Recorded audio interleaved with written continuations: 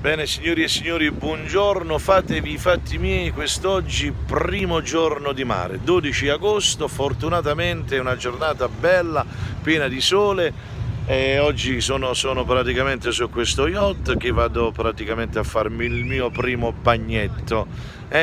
Un saluto a tutti quanti voi, fatevi i fatti miei, come ovviamente faccio ogni qualvolta io faccio un video. Saluto tutti quanti, tutte quelle persone che mi vogliono bene, che mi seguono. Soprattutto vorrei dire una cosa molto importante per quanto riguarda il mio lavoro discografico.